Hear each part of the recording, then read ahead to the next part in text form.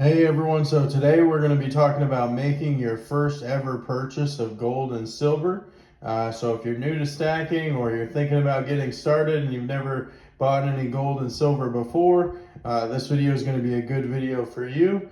So what we have on the video in front of you today is actually the first purchase that I ever made of gold and silver. So at the time I didn't really know anything about gold and silver. Didn't even really know much about, how much it costs. But I just decided that I wanted to start getting into it. And we're going to kind of go over what we got here and then what I should recommend you do when making your first ever purchase. So at the time, I had some savings that I was willing to get started with. This was a couple years ago when gold and silver was a little less than it is now. And I had $1,500 that I wanted to, buy gold and silver with as a part of my savings. So I bought the gold coins that I could afford. I had a 1/4 ounce and 3/10 ounce. And then kind of funny story, I didn't even go there to buy silver, didn't really know anything about silver, didn't know anything about how much silver cost. But after he told me the total of what I had for gold, I told him, I said, hey, I kind of came here to spend the $1,500. And what do you got? And he said, well, there's silver. And that's actually how I bought my first silver. So the guy pretty much just gave me some silver 1 ounce rounds and bars to get me to the $1,500. So, let's say you're starting out and in this hypothetical situation, you've saved up, somewhere around $1,000 to $1,500 to get started. What should you buy? I'm a big believer in gold. I think gold is the primary, metal that you should be stacking. So the first piece of advice I would give is to buy the biggest gold coin that you can afford. And I would recommend getting the coins above the bars. So, if you have $1,000, you can get a 1/4 ounce coin of gold. If you do have the $1,500, you would be able to get a 1/2 ounce of gold. I recommend the coins over the bars because they're more recognizable as far as how much gold they contain. They're made by, either the US or Canadian mints. These are actually Canadian mint coins here. And I just think that makes them more valuable. And especially when you're just getting started, they're more recognizable and they're more, likely to be the legit thing. I definitely would recommend for your very first purchase going to an extremely reputable local coin shop. Don't buy online for your very first purchase. Go to a coin shop that's been there a really long time in your area just to make sure that you're getting the real thing. So buy the biggest gold coin that you can afford with whatever amount you have.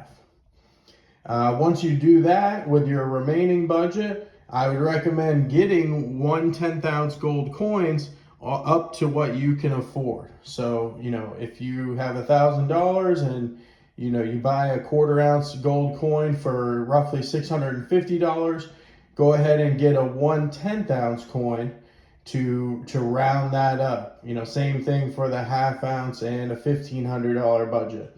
Basically, just buy as much gold as you can afford when you're making your very first purchase. And then once you get your gold, go ahead and use the remainder of what you have left in silver. I would recommend, these generic coins. If I had to do it again, the 1 ounce generic coins you see on the top here and the generic 1 ounce bars. If I had known more at the time, that is not what I would have purchased now. I think when you're buying your first amount, it would actually be better to buy a combination of 1 ounce coins, kind of like this Canadian Maple or American Eagles, and even the junk silver.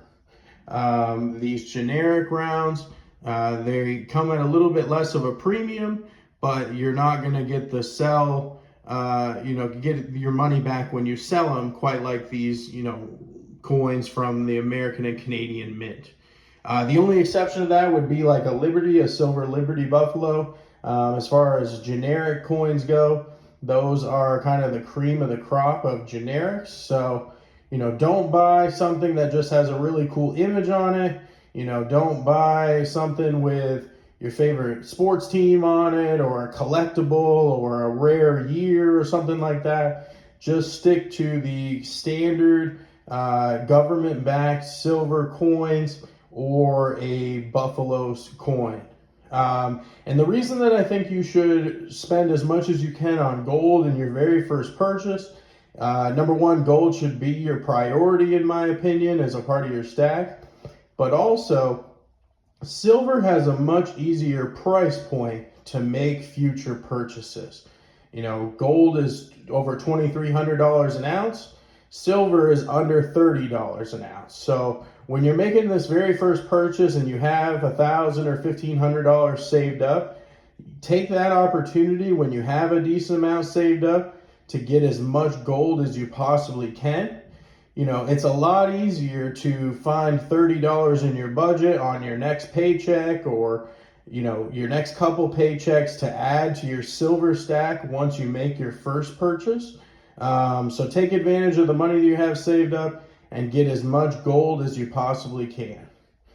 So I hope this is helpful. If you're thinking about getting into gold and silver, like I said, get as much gold as you can at first, and then it's easier to get more silver, when you have smaller amounts saved up. Let me know what you guys think. If you like gold and silver, if you like hearing about gold and silver, or if you're thinking about getting started, subscribe to my channel and leave a comment. Let me know what you're buying. Thanks for watching.